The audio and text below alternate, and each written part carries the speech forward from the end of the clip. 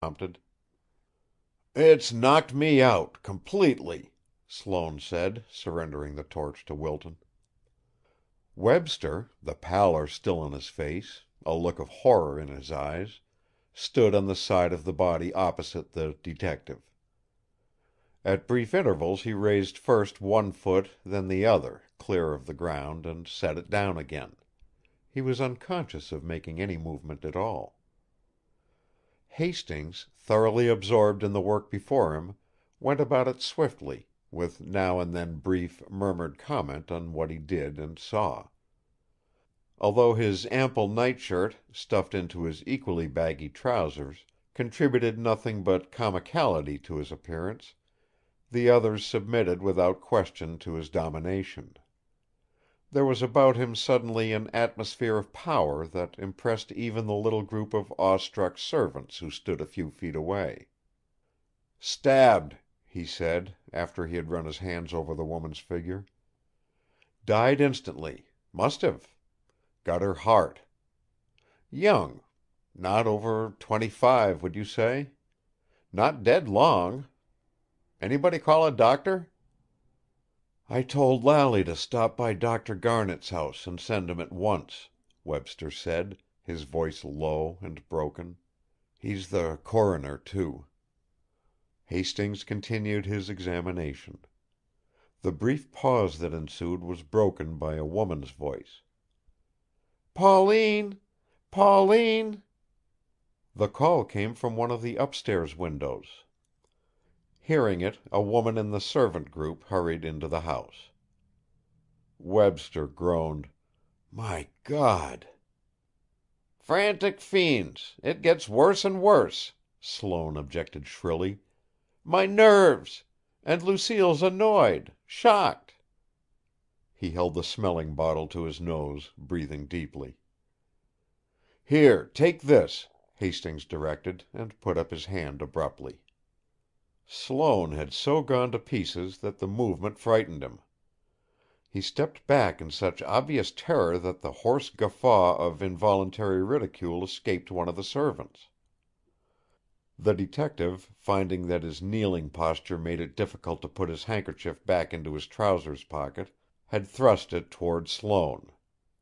That gentleman having so suddenly removed himself out of reach, Hastings stuck the handkerchief into Judge Wilton's coat pocket.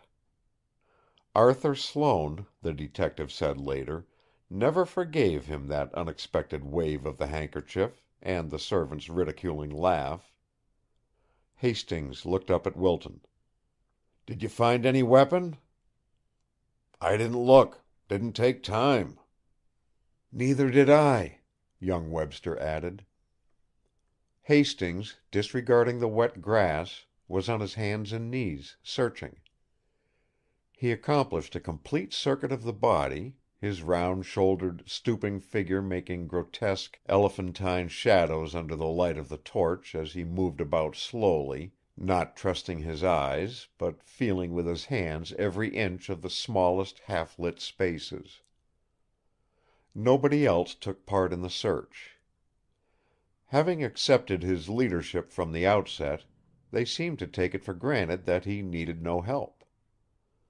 Mentally benumbed by the horror of the tragedy, they stood there in the quiet summer night, barren of ideas. They were like children waiting to be instructed. Hastings stood erect, pulling and hauling at his trousers.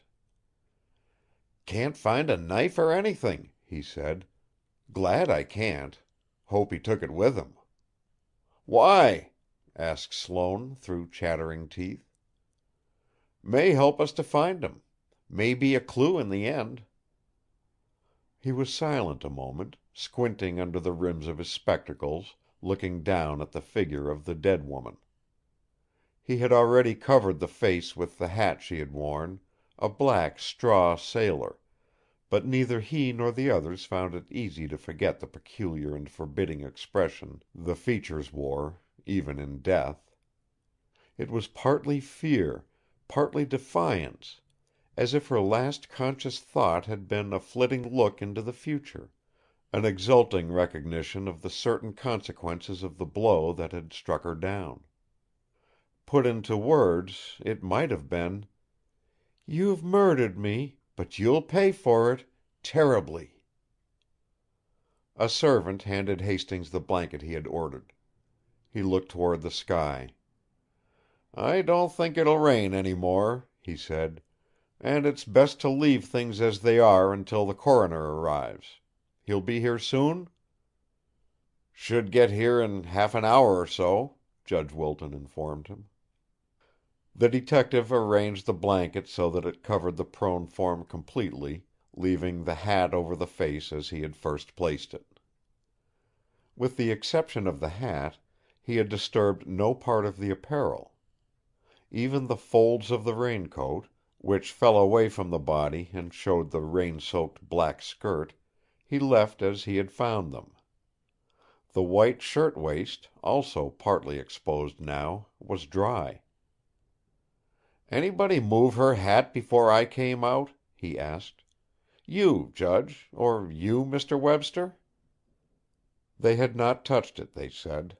It was on the grass, beside her head, when they discovered the body, and they had left it there. Again he was silent, brows drawn together as he stood over the murdered woman. Finally he raised his head swiftly and, taking each in turn, searched sharply the countenances of the three men before him. "Didn't anybody here know this woman?" he asked. Berne Webster left his place at the opposite side of the body and came close to Hastings. "I know who she is," he said, his voice lower even than before, as if he wished to keep that information from the servants. Hastings' keen scrutiny had in it no intimation of surprise. Waiting for Webster to continue, he was addressed by the shivering Mr. Sloane. "Mr. Hastings, take charge of things, will you? You know about these things." The detective accepted the suggestion. "Suppose we get at what we know about, what we all know. Let's go inside." He turned to the servants. "Stay here until you're called. See that nothing is disturbed, nothing touched." He led the way into the house. Sloane, near collapse, clung to one of Judge Wilton's broad shoulders. It was young Webster who, as the little procession passed the hat rack in the front hall, caught up a raincoat and threw it over the half-clad Hastings. Chapter 2. Recording by Roger Moline.